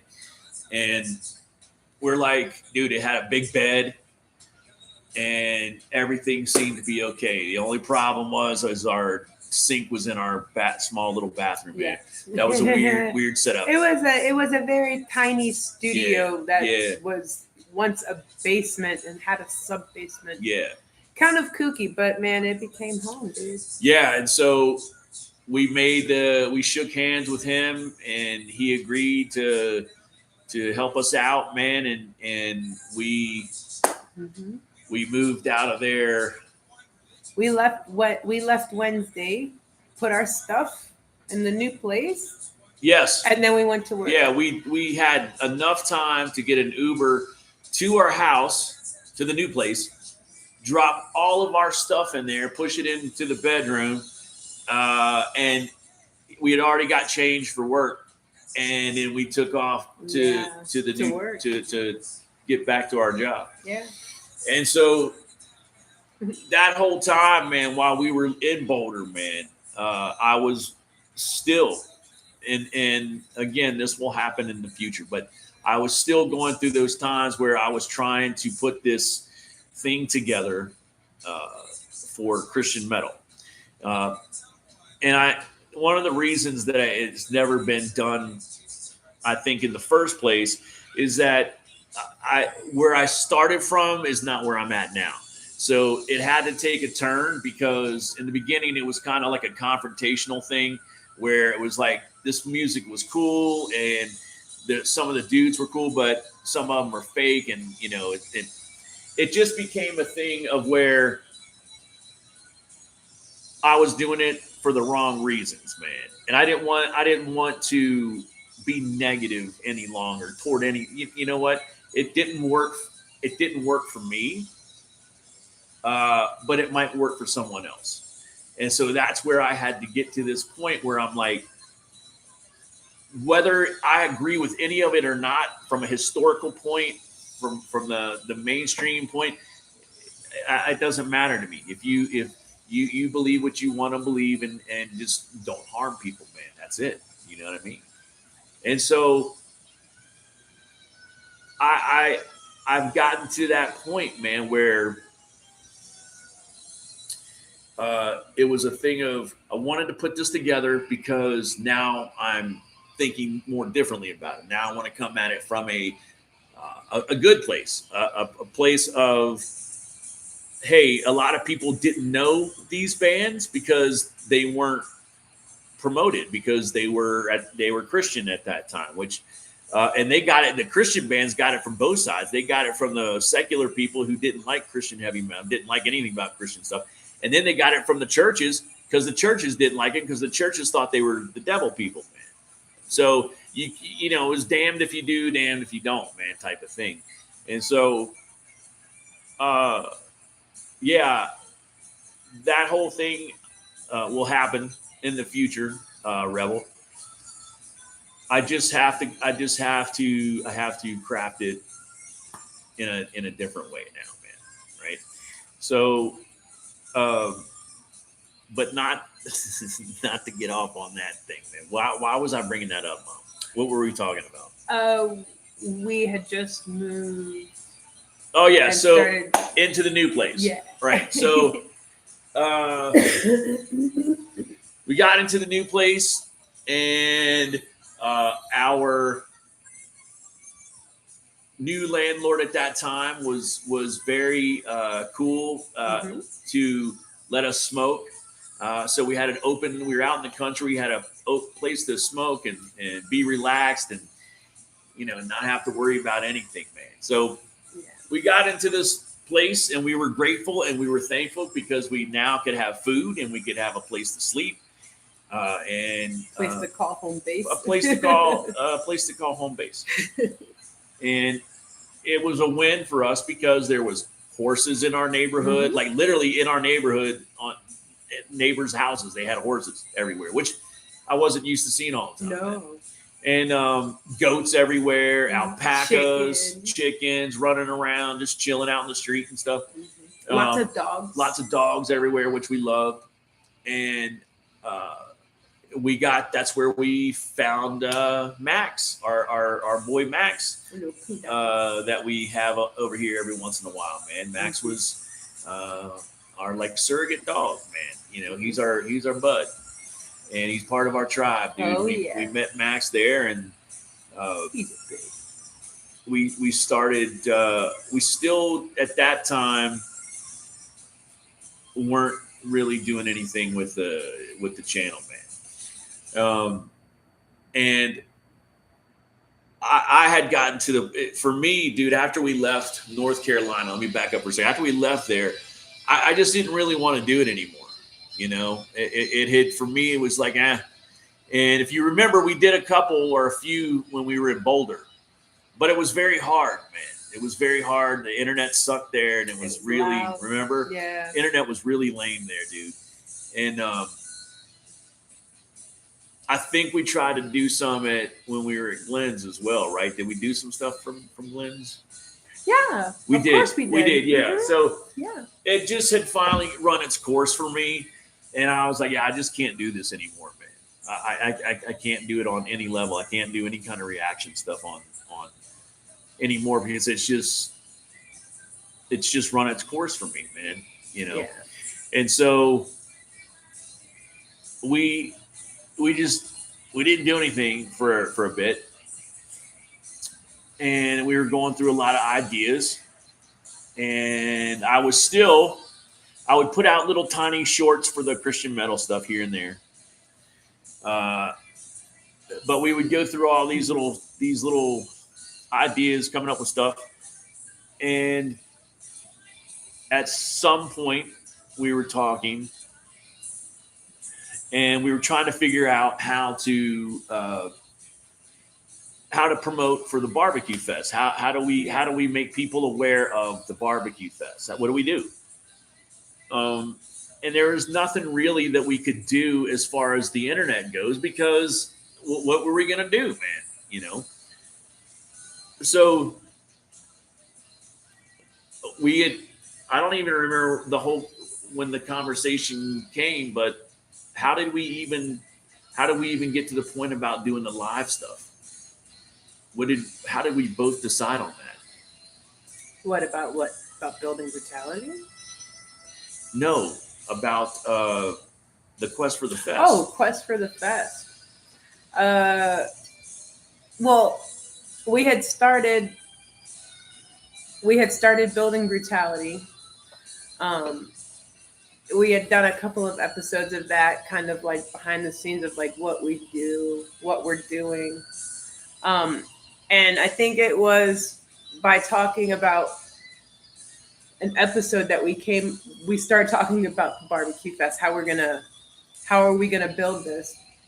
And that's when we came up with the idea of, hey, let's actually start finding our local bands first, because now we're here and we have home base and we had just gotten a vehicle.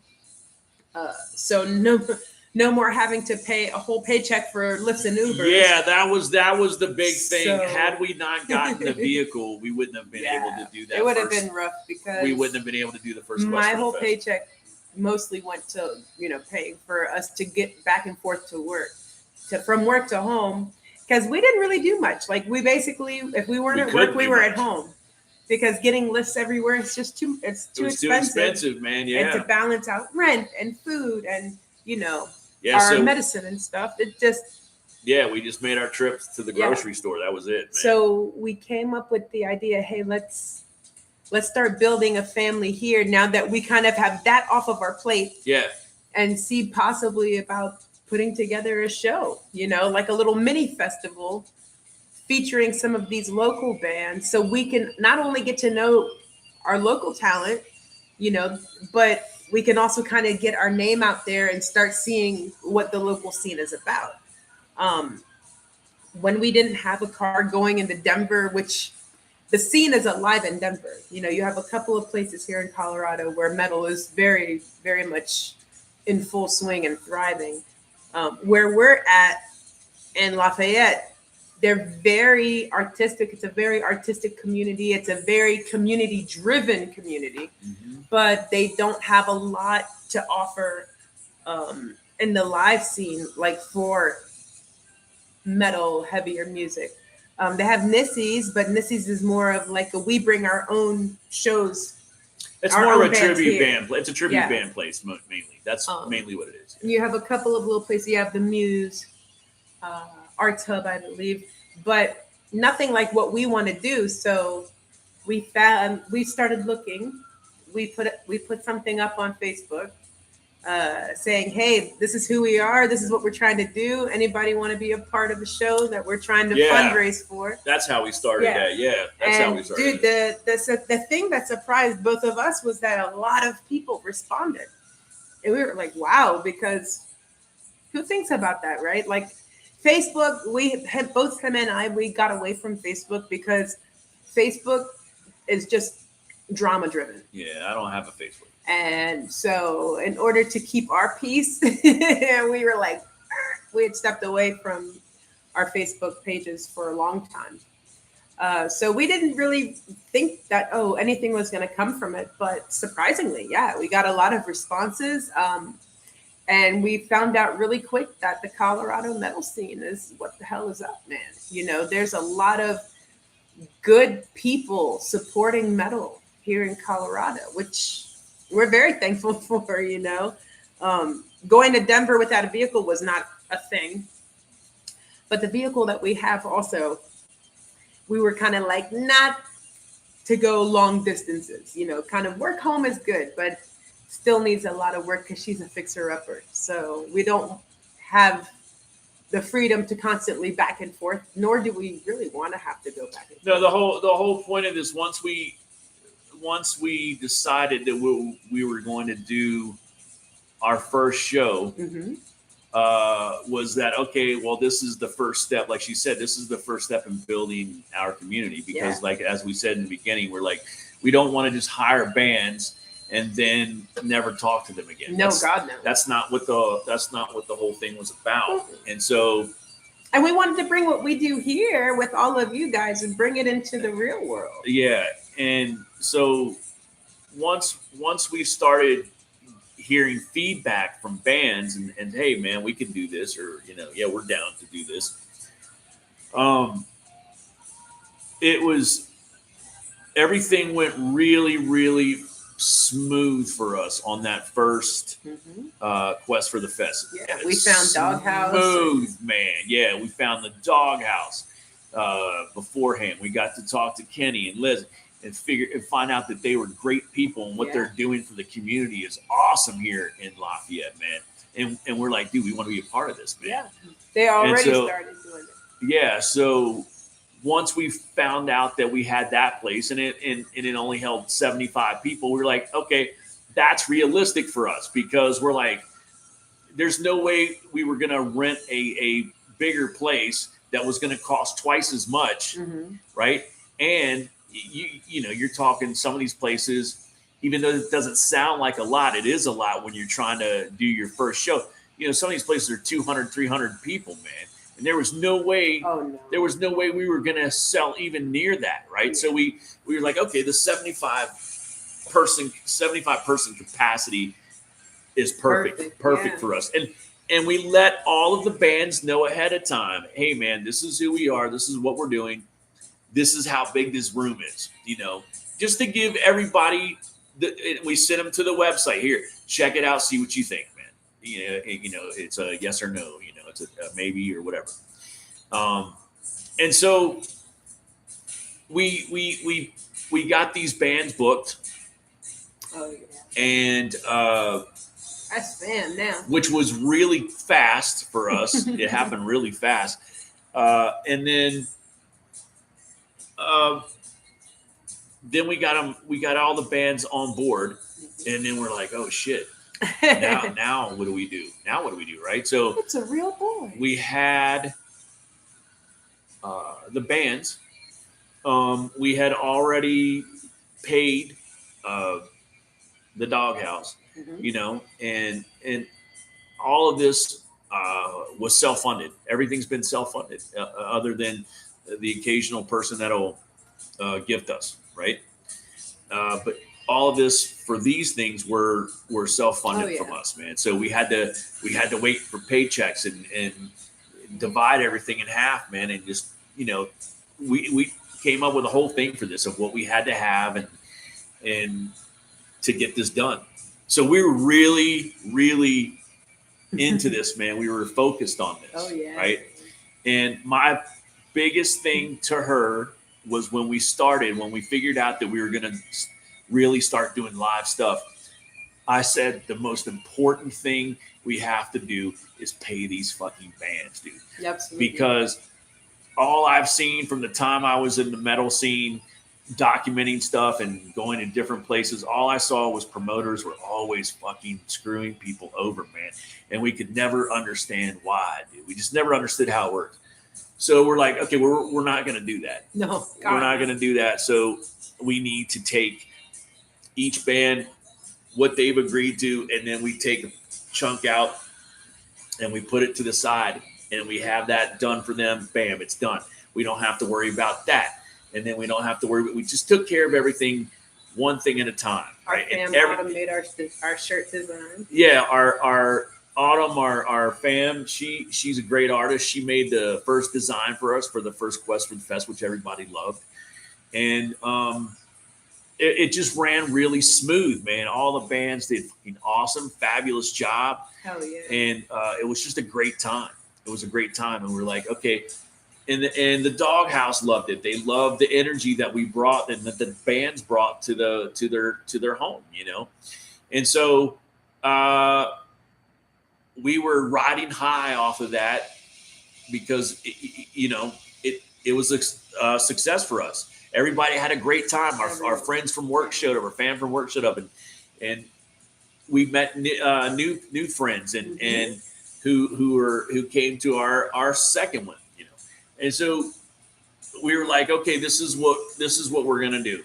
And I had told her too. I was like, look, man, the next one, this one went almost perfectly flawless for us, man. I was like, so the next one may not be as smooth, man. So let's just prepare, right? Because we're new at this, man, trying to figure this stuff out. And so the second one came. Yeah, the second one came, and it didn't go as smooth. At first. At first. The lesson for me that I learned personally, being new at this and learning how to navigate through this world, is that when you send people emails, man, a lot of times they're not necessarily going to get right back to you, right? Which to me, that's, I don't know. Anyway, the only part that was frustrating was trying to get a hold of people, right? Yeah. That was it. That was the biggest Just problem. getting people to answer emails. That was the hardest. Dude, that was the hardest part of all this, dude. We had the means to save up the money for and get everything done. We already had that. The hardest part was just getting bands, man, right? It was setting the lineup, but it came together really smoothly. And I mean, dude, all the bands that we've met from these two shows, they're absolutely awesome, and I'm really happy that we met them, because not only are they all awesome musicians, but they're just wonderful, wonderful human beings.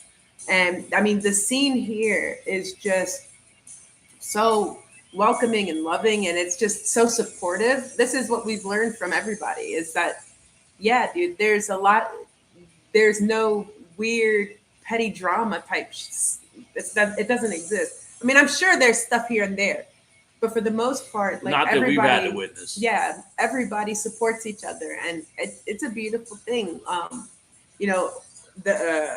One of the bands for our second show, Condemned to Burn, they have members that take from their own pocket and they put it into, hey, here's tickets for people who maybe don't have the fundage for it but want to come out and support. You know what I mean? Yeah, dude, the scene here is incredible. And they're the ones that put together. They got everybody. We gave them a shirt, and then all the other. They put together the raffle for the fans, man. And it's old school stuff like that is why I love these bands, dude, because that's how you do it, man. That's the old school mentality. You're out there at the tables and you're selling your merch, and you get people like us who are just wanting to buy it because we want to support it, man. And if these bands have cool T-shirt designs, man, of course we're going to buy it. Cool lighters, cool hats. Yeah, we love all that stuff still, man. I love all the merch, man. I love the swag stuff, dude. I love that whole part about being in that live environment. And that's why we wanted to do it, man. And the spiritual part of this, where I'm at now versus where I've been, all up and down these roads of life, man, with all these different things. Yeah. Facts. Where I'm at now, man, is thank you. I think it's in us all, man, and it's been shown to us a billion times through so many different things. The answer for me anyway is it's always going to be found inside me, man. It's just within me. That's where I'm at with this. And my greatest joy now, and the peace that I have, is knowing that we've helped people. Look, man, we wanted to build a community. We wanted to help people. We wanted to give people a good time.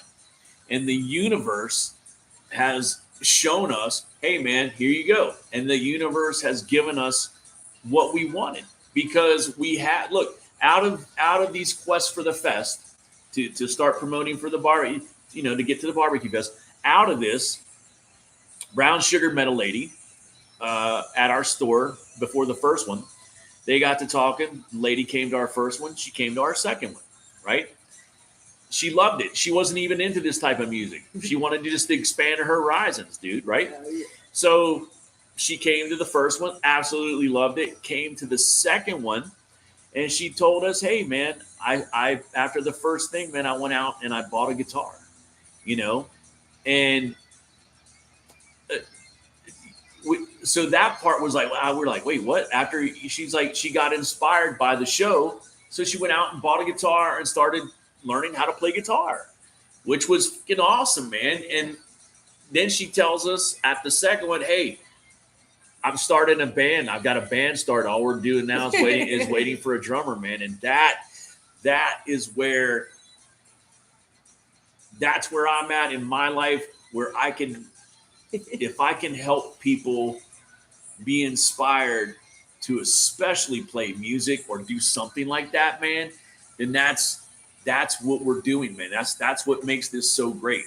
It makes it so great that we can connect with people and that people are getting lifted up through these live events and people want to be a part of it. We had the bands tell us, hey, when it's time for this barbecue fest, we want to be a part of this, man. We want to help. We want to help build this scene, you know? And that's where I'm at, man, today with this. I'm at a point in my life where, dude, religion has no part of it hasn't in a long time. It hasn't played a part of my life for decades. And I don't put anyone down for believing what you want to believe or how you want to live your life. That's you, man. That's you. I'm here with her to help humanity, man, in the way that we can. We don't do the mainstream stuff. We don't do any of that stuff. What we're here to do is lift people up. Absolutely. And that's through this channel, if we can, and it's through our live events. Mm-hmm. That's what we're here to do, man. That's where I've finally, at the age of 56, and I hope I'm around a long time from now, man. I've enjoyed, dude, I've had a roller coaster, man, of a life. But I've also had a life where, dude, I'm 56 years old and I'm still healthy, man. I'm still healthy. I can still get up and go to work. I can still lift shit. I can still hear shit. I can still see shit, even though I need glasses. And I'm happy to be someplace where we can have peace and quiet. We can go out and smoke cannabis freely, you know, and not have to worry about things like that, man. And for me, again, dude, it's this year and the things that her and I are doing and we're about to start doing, it's going to be really cool for us, man, because we're heading into a new time, man, of this is getting serious with the barbecue fest, man. Oh, yeah. You know, we go tomorrow, hopefully, if everything's set up. Oh, yeah. We go tomorrow to talk about another place. Mm-hmm. So, yeah, that's where we're at. So we're at this place now where we're still, the barbecue fest from here on out is our main priority, man. Mm-hmm. Building Brutality will be the episode that we show you what we're doing with the barbecue fest. So you'll see how the barbecue fest is being built and what we're doing through Building Brutality. Yes. And so, yeah, dude, that's where I'm at, man. I'm here to just lift people up. I'm here to have fun. I'm here to experience this life. And I just want to help people in any way that I can. Just have some kind of peace, man. Because everybody knows this place is lame. It's a bad place right now. It really is. But at the same time, it's also a beautiful place, man. And the way to get around that is just plowing through this shit and not paying attention to it. I want to be able to do this barbecue fest for everybody that has always been with us from the very beginning since we first started talking about it, man, and hang out and have some damn good food and listen to some great bands, man. That's all. That's where it is, man. What? Jan said he wants to inspire you and Brian to go to a baby metal concert. No, that's not going to happen, Jan Ash. But not for the reason that you think, man. For me, I'm semi-retired from going to shows, man. Not fully, not 100% retired, but now I'm only selective at where I go, man, until this barbecue fest is done, man. I shall go to no concert until this festival is completed, man. So yeah, that's from here on out. That's what her and I are. That's what we've been focused on, actually. Is this barbecue fest. Once we get the location secured, then we can start going to do the things we need to do. Right. And that's when we'll have footage for you guys for building brutality. Right. That's when we'll start going to visit the barbecue people and other people. And then we'll start talking to bands. Staging, lighting. All kinds of cool things and great things have opened up for us in that area, dude. Like we actually have a place that we can, I think we actually have a place that we could do this. We just have to see what we need to do. Yeah. The other place, it's still in limbo. Mm-hmm. No, we haven't completely given up on it. No. But this place, we know we pretty much we just have to see what our options are, man. And then we'll keep you guys, always keep you guys informed. But yeah, to get back to that, that's where I'm at, man. I don't subscribe to anybody's religion. I'm in my, I believe in me, man. I believe in me. She believes in her. We believe in each other, man. Where two or more are gathered, man. Right? That's where the power is. That's where the power is.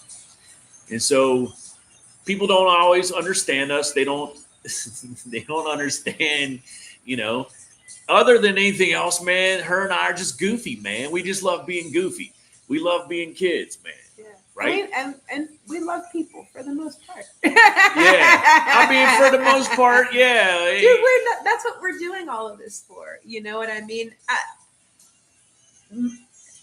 My way of looking at things is I find my peace in being able to give of myself in a way that is needed. So like, whether it's, being a good friend and listening to you, or, hanging out with you guys and giving you guys a place to be, you know what I'm saying? Or promoting a band that we just met. Yeah. You know what I mean? I think that if there is something greater than ourselves, it's definitely doing for others and being there to uplift each other. You know what I'm saying? And I think that's the greatest thing that not only this channel, but having Quest for the Fest 1 and 2 has done for both of us.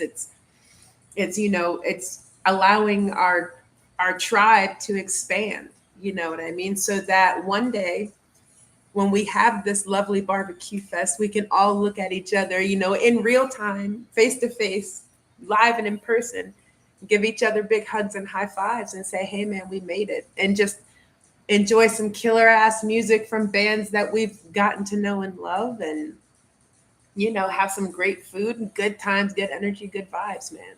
Yeah, we'll put Jan Ash in the penalty box, man. Him and Mark. They can hang out for a minute. No, I'm just joking. I love you both. But yeah, that's what God is to me, man, or whatever you want to look at it. It's finding your tribe and allowing it to be and grow and just loving each other, dude. You know what I'm saying? Yeah, man. It's look, like I said earlier, we could have gone a couple different directions and have blown this channel up and did a lot of cool things and stuff, and that just wasn't why we started it in the first place. It was just to have, like we have, dude. Look, we're on 4 years now, right? We're about to come into year 5 in August. Dude, 5 years, man, and we still have about the same 12 to 20 people hanging out in our, which is awesome. Which is what I love. Yeah, dude. I love that fact, dude. I love that fact. All of you who are here and the ones who are still doing your things outside of here, man.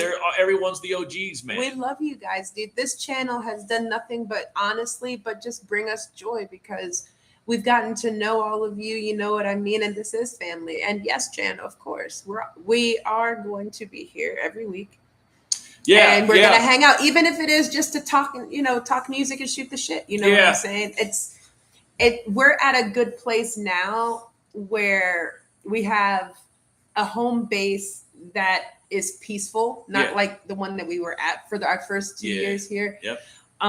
So yeah, now we can have peace and not worry about things over our heads and noises and etc. And we have semi-decent internet, it is what it is, but yeah. And so, yeah, dude. That's everybody now, though, man. Know, everybody man. has crappy internet now, man. That's just how it is, man. Yeah. We will be here every week. We were gonna be here yesterday, but to be honest, man, we were just zonked, dude. We were exhausted. Our jobs are very. We work physical jobs, man. Yeah, as a lot of you do. We work physical jobs. So sometimes we just need to rest. We need to rest. So that's why we're here. Yeah, man. So I just want to finish this off tonight by saying, like, one of the greatest things for me, man, like I've been through so much in my life, and thankfully it hasn't been like dramatic shit. It hasn't been like life-threatening shit, even though there was, I did almost die in a car crash and things like that. But now, as I look back and I have the ability to be able to look backwards and say, holy shit, look where I've been to, man. I went down so many different roads, man, of after leaving Christianity. I went down all kinds of different routes, man. And it just was always this thing where that's who I am, man. I am that seeker person, that person that just wants to know what's going on, man. What the fuck is doing all this shit? You know what I mean? Why are we going through all this stuff? And so, dude, I've met a lot of cool people. Her and I met some cool people when we got together and had some, dude, just crazy fucking times, man. It's been like my life for me. It's just been a roller coaster, dude. That's how it's been. And then when her and I got together, man, and it just, dude, we've done so much shit. If you sit and think about it, man, we've done a lot of shit in these 10 years, man. Dude, we've done a lot of shit, man. Her and I have been together 10 years, man. And we have done a lot of stuff. Oh, yeah, man. But you know what? I mean, we're going to do a lot more shit. Yeah, and that's what I want to say. I found for me what my purpose is from here on out, man. And that is just to lift people up the best way that I can with whatever her and I decide to do with this channel and the things that we do outside with it, whether it's concerts or whatever we're going to do. The whole point of this, man, is just to lift people up and to give people a place to go where they don't have to think about anything else but good food and good people and good music, man. It's not that hard to do, man. It's not a hard thing to do. It's just waiting for things to align together and bring us all together, man. Mm-hmm. And it's gonna, like she said, it's gonna be a great time. It's gonna be a great time where, dude, we'll all just hang out and eat some good brisket, man, or whatever we're deciding to eat, and listening to great bands. And man. Hopefully have some of our international SGBC OG band fans, you know what I mean? Yeah. Join our new Colorado band fans, man. That would be wonderful. There's so many bands that I we'll just have to work on it, man. We all have to work on it together, get these people here, man. Mm-hmm. Yeah, man. So that's my story, man. So far, that's where I'm at. I'm a person who is always seeking. I don't claim to know the answers to life. I never will. I'm always searching, but I'm also in this place where I just look and talk to myself, man, and look for answers and figure things out for myself that way, because nothing else. You can't go outside yourself. That's what I've learned. You can't look for answers outside of yourself. It's all got to come within you, man. And you'll know it's never wrong when it comes from within you, man. Mm-hmm. But yeah, man, It's been weird, man. It's been a long roller coaster, man. It's been a long roller coaster ride from at 5 years old of being told about God. And, you know, like I said, he was in the sky, but he didn't have a wife, but he had a son, and the son died for us. Dude, that was some heavy shit to deal with as a 5-year-old kid, man. If you think about it, man, that's a lot of heavy shit to deal with, man. Your mom's telling you that this dude was killed by all of us, right? And that that he got put through all this stuff for us. And I'm at 5 years old, man, 4 and 5 years old, trying to figure out why is she telling me this, man. You know, it never. That's just a weird thing to start teaching kids, man. But I got through it, man. I got through it. I went through it. I had to experience it. I experienced some. Dude, not all of it was bad, man, in my life either. With when I was in that. When I was in Christianity, not all of it was bad. I had some great times as well and met some cool people, had some cool friendships, saw some great live bands back in the day, man, you know, and it wasn't always bad, but it was never, for me, it was never satisfying. There's I was always, I just kept looking, man, because nothing was connecting. Nothing was connecting at all. And, I'm just grateful and thankful that I'm here today. I'm grateful for her, first of all, for everything, like for everything, not just being with me, but everything she's done for me since we've been together, man. And she's right, dude. We're in this place where we have goals together and focus goals. And now, thankfully, and we're so grateful. Like she said, we have this beautiful home now. It's quiet.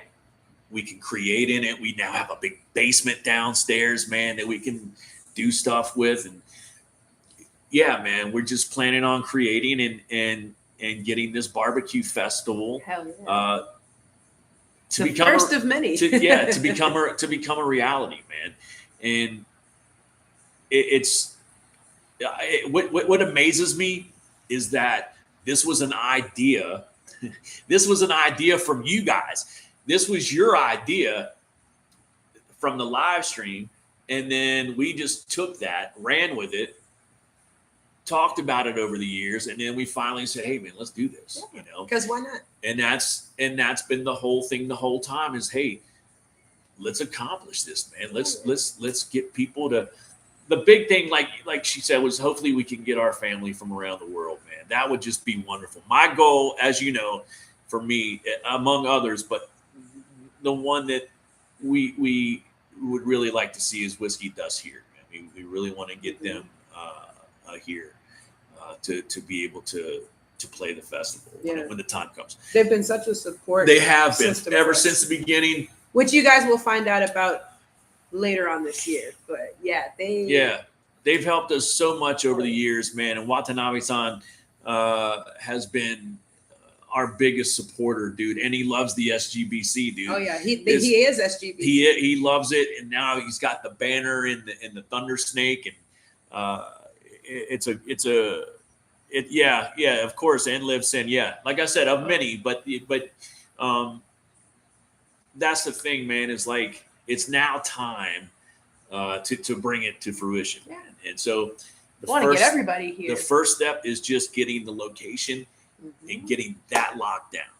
Absolutely. Once we have that locked down, then everything else is steps. Mm-hmm.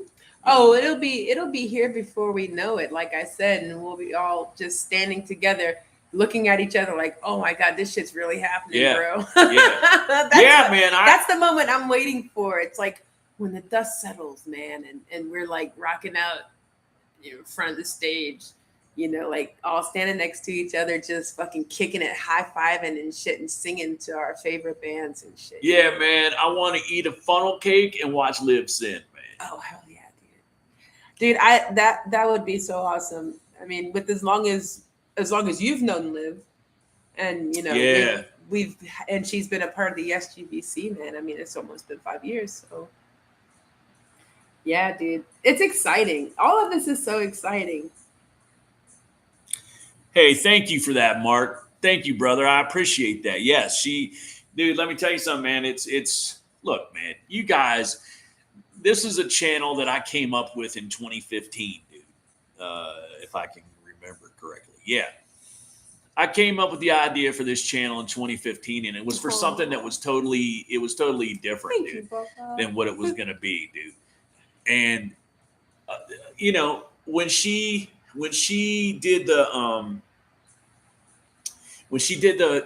documentary, our monthly metal at Balls Bluff, when she did that and got through that, and then started doing the reactions, and she really got into it. That's when it really, dude. She's done this whole thing, dude. Like I mean, I do my part. I help.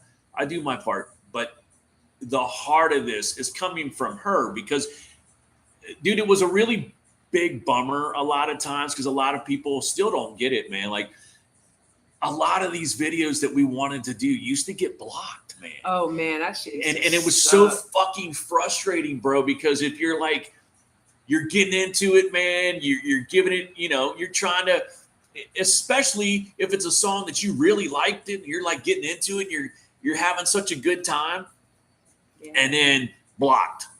Then you try to put a filter on it and still block. Yeah. And then you have to cut it out. And it would take all day long, man. And slow internet sometimes. Was slow, yeah. And she would just sit there, dude, from morning till nighttime, man. And then her brain didn't shut off from all that shit, dude. And it just got to where, wow, man, it was so overpowering, man. But to say all that, she got through all that type of stuff, and it's her, man. It's always been her, dude. It's always been her. I came up with the channel.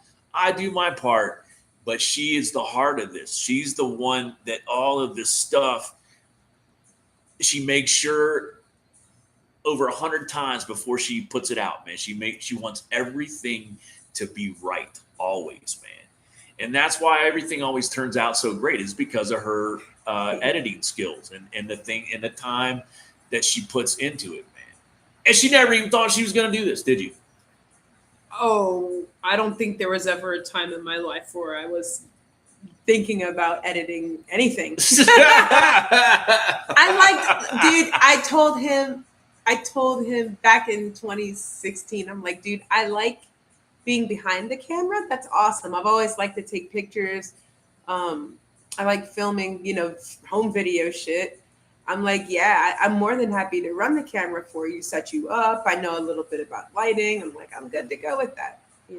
I had no idea that I would be editing or even be in front of the camera for that matter, because I'm very much an extroverted introvert.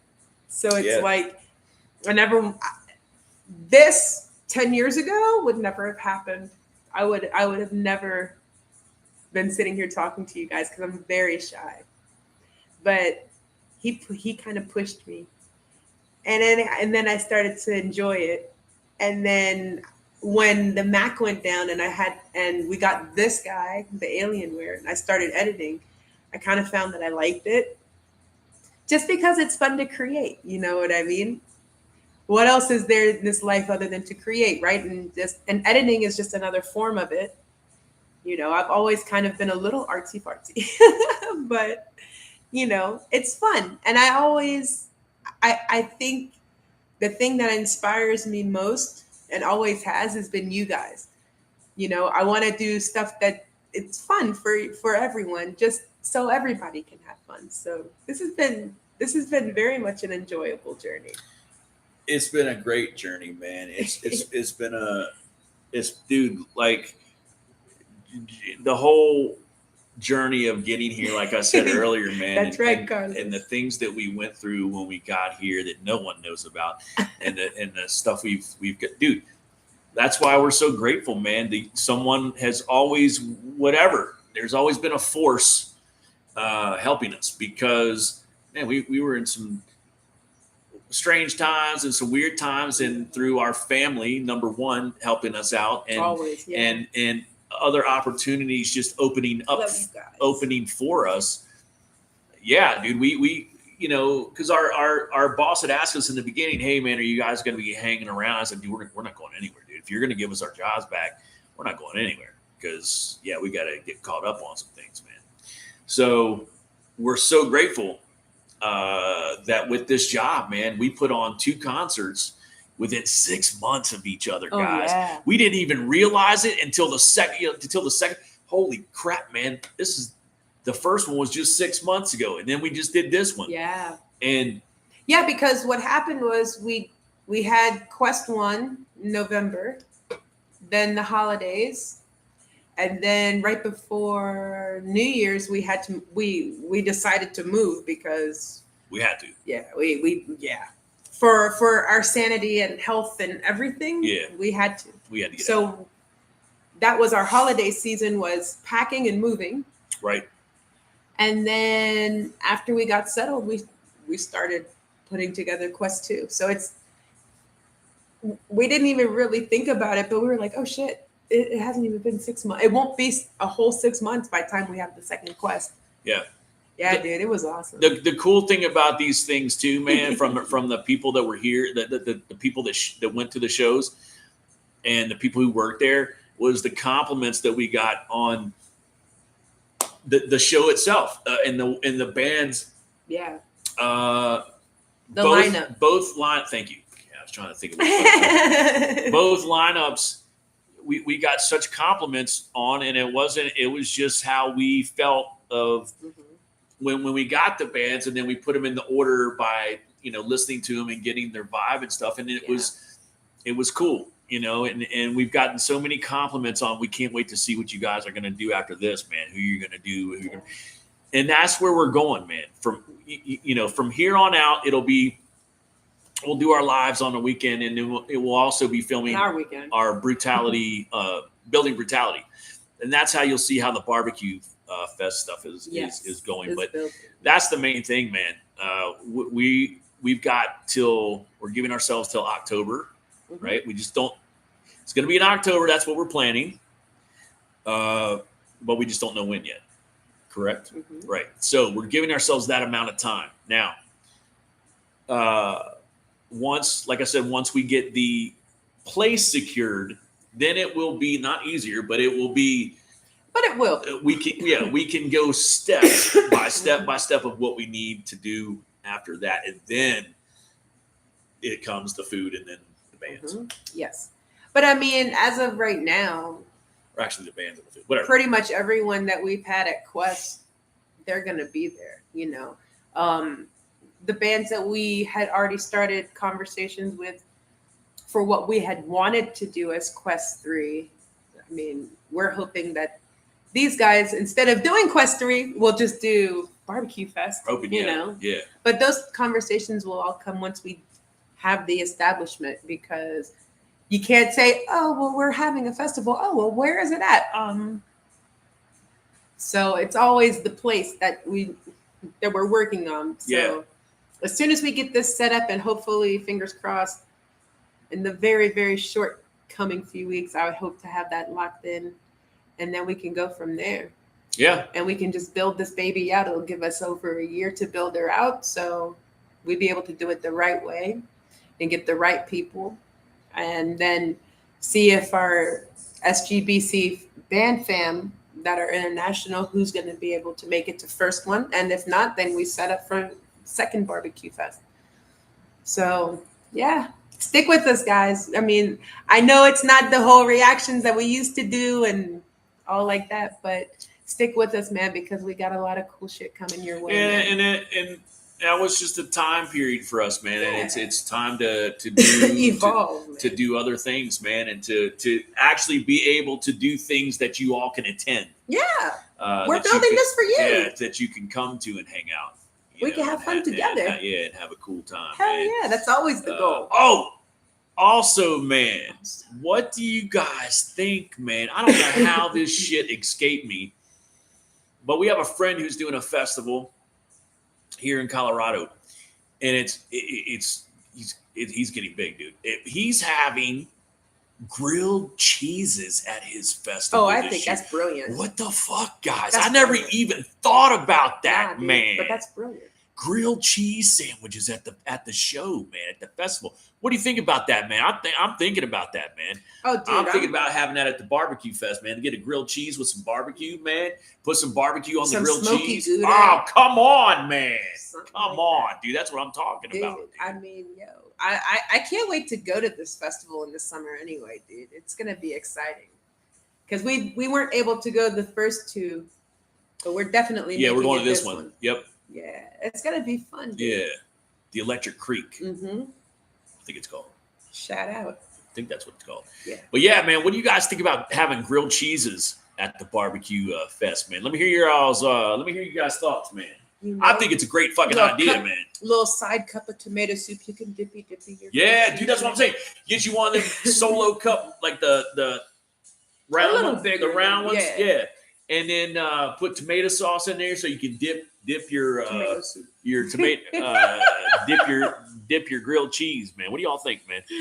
Dude, I think that's cool, man. I mean, because it's the barbecue fest. We will have people who are, ripping up the barbecue stuff, but we're also looking to have other things. But you can put barbecue on top of the grilled cheese, man. Oh, dude, you totally could. Ooh. Yeah, you just put the barbecue like right on top of the grilled cheese, like man. Some pulled chicken. Yeah, dude. Pulled pork. What the fuck? Yeah, right on, Jana. Yeah, grilled cheese and tomatoes. That's what I'm talking about. Yeah, because we want to do it in the fall. So I mean, it's not going to be cold. Yeah, you have a little cup, dip that shit in, man. Come on, yeah, dude. Man. That's come on, man. You know what I'm saying? Tomato. I don't know what I'm saying. Tomato bisque with grilled cheese and burnt. Oh, stop it! And burnt ends. Oh, yeah. That's right on, Mickey. Right on. Hell yeah! Whatever you say when they ask you where the fest is gonna be held, do not say "in my pants" never works. Right on, Mark. Right on, Mark Matthews. But that would be funny. Be like, well, it's gonna be. Just to see what someone would say to that, you know what I mean? Yeah. You might have. I'm thinking that's gonna have to be a thing, dude. Grilled cheese gonna have to be a thing at the festival, man. Because I would love to have that, man. Have grilled cheese on have barbecue on top of it, like barbecue pulled pork or something to put on. Fancy schmancy grilled cheese. Yeah, dude. I think and then throw some bacon on it. Stop. That's Heartburn City, man. Oh, but it's delicious. Yeah. Goodness. Yeah. Goodness.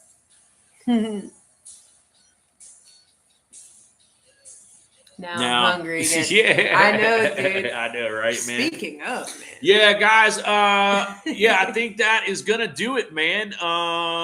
It's time for us to go get some dinner. And all kinds of cheese and have a whole bunch of stuff. So I want to say thank you. I want to say thank you to everyone who showed up to this and whoever watches this in the future. We love you guys. We love all you guys. And if you want to help us build this festival, just hang around with us, watch for the stuff we're doing, and then help us build the festival, man. Yeah. We can all hang out and have good times, dude. So we love you. We're grateful for you. We're thankful for all the years that you guys have been with us and have stuck with us. And we greatly appreciate everybody, man. Yeah, we love you guys, man. Jinx. Yeah, smack it right there. So, yeah, we're going to go have some foods. Yes. And we will see you next week. Grilled cheese bar. You can add some. Actually, we might even see you tomorrow, maybe. Tomorrow, oh, by the way, I love you too, Bubba. Before we go, tomorrow is Brown Sugar's birthday, guys. Tomorrow's my birthday. Tomorrow is the big one for her, man. I'm excited. Yeah. It is Brown Sugar's birthday tomorrow. So we'll be seeing you guys. Yeah, we may see you guys, she said. Yes. Yes. Peace and love to you too, Mark. I love you guys. Thank you guys again for hanging out with us, listening to Dad's story. What the hell, God? Confessions of a Metalhead. Yeah, man. And Rebel, I don't know if Rebel's still here. Rebel, if you're still here, man, hit me up on the Facebook page that we. And Love you all. I love you all. Love you all, and we will see you probably tomorrow. Love you guys. Peace out. Have a good night. Kisses.